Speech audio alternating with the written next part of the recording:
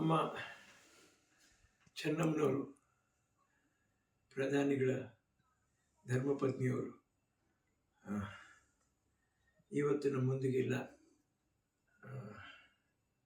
ಏನು ಹೇಳಬೇಕು ಅವ್ರ ಬಗ್ಗೆ ಅನ್ನುವಂಥದ್ದು ನನಗೆ ಗೊತ್ತಾಗ್ತಾ ಇಲ್ಲ.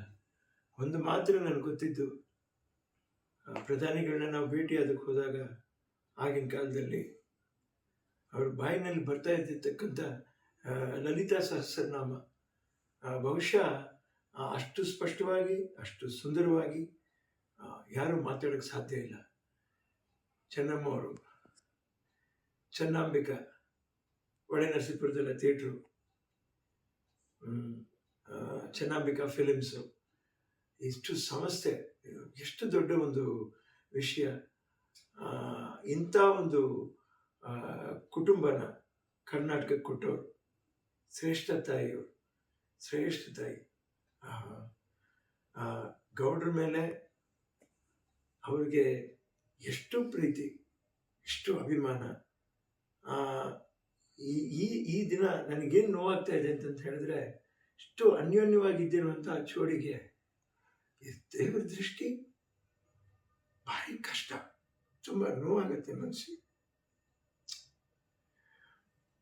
ಗೌಡ್ರ ಜೊತೆಯಲ್ಲಿ ತನ್ನ ಬೆನ್ನ ಹಿಂದೆ ಕೈ ಹಾಕೊಂಡು ನೋಡಿರೋ ನೋಟ, ಪ್ರೀತಿ.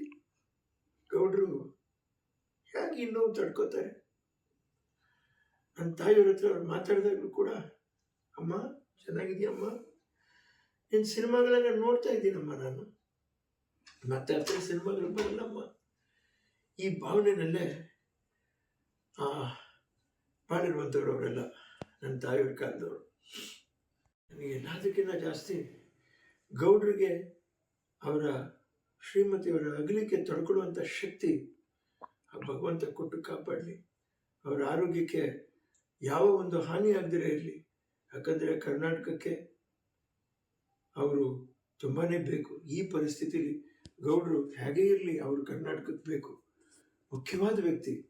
ಅವರ ಮಾತುಗಳಿಂದ ಈ ಬದಲಾವಣೆಗಳು ಒಂದು ಏನಾಗಬೇಕು ರಾಜಕಾರಣದಲ್ಲಿ ಅನ್ನುವಂಥ ಇನ್ನೂವರೆಗೂ ಅವರು ಸಕ್ರಿಯವಾಗಿ ಅವರು ತನ್ನನ್ನು ತೊಡಗಿಸ್ಕೊಂಡಿರುವಂಥದ್ದು ನಮ್ಮ ಇಡೀ ಕರ್ನಾಟಕದ ಕನ್ನಡಿಗರ ಹೆಮ್ಮೆ ರೀ. ಅದು ಖಂಡಿತ ಅವರಿಗೆ ಆ ನೋವನ್ನ ಸಹಿಸುವಂಥ ಶಕ್ತಿ ಕೊಡಲಿ. ಇಡೀ ಕುಟುಂಬದ ವರ್ಗದವ್ರಿಗೆ ನೋವನ್ನ ಸಹಿಸುವಂಥ ಶಕ್ತಿ ಕೊಡಲಿ. ನಿಜವಾಗ್ಲೂ ಅಮ್ಮವ್ರಿಗೆ, ಅಮ್ಮವ್ರ ಆತ್ಮಕ್ಕೆ ಶಾಂತಿ ಸಿಗಲಿ. ನಮಸ್ಕಾರ.